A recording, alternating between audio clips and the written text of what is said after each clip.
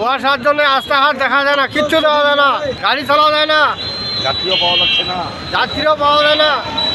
পঞ্চগড়ের শীত মৌসুমে ঘন কুয়াশাই এখন জনজীবনের সবচেয়ে বড় প্রতিবন্ধকতা হয়ে দাঁড়িয়েছে। কুয়াশার কারণে চলাফেরা মারাত্মকভাবে বিঘ্নিত হওয়ায় মানুষ প্রয়োজন ছাড়া ঘর থেকে বের হতে চাইছেন না। সন্ধ্যা নামার আগেই নিরাপদে বাড়িতে ফিরে যাওয়ার চেষ্টা করছেন অধিকাংশ মানুষ। বিকেলের পর থেকেই ধীরে ধীরে কুয়াশা ঘন হতে শুরু করে। সড়কঘাট ঢেকে যায় সাদা কুয়াশার চাদরে। এতে যানবাহন চলাচল ঝুঁকিপূর্ণ হয়ে ওঠে এবং দুর্ঘটনার আশঙ্কা বাড়ে। ফলে অনেকেই অপ্রয়োজনীয় চলাচল এড়িয়ে চলছেন।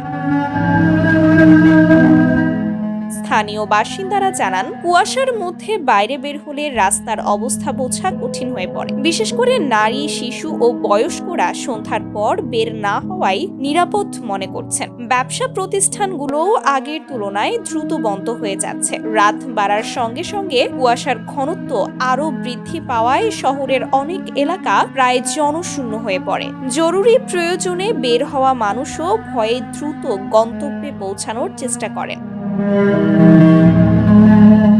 ঘন কুয়াশার এই প্রভাব পঞ্চগড়ের স্বাভাবিক জীবনযাত্রাকে সন্ধ্যা থেকে ভোর পর্যন্ত কার্যত স্থবির করে তুলছে। শীতের তীব্রতার পাশাপাশি কুয়াশাই এখন মানুষের চলাচলের সবচেয়ে বড় বাধা হয়ে দাঁড়িয়েছে।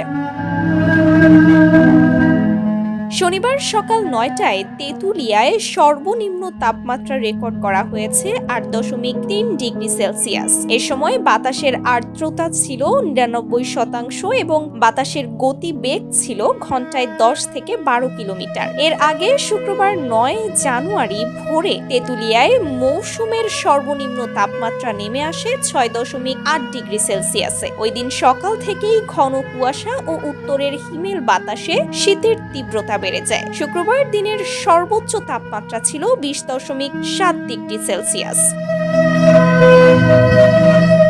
Sumaiya Snigdha, daily our Bangladesh, Panchagarh.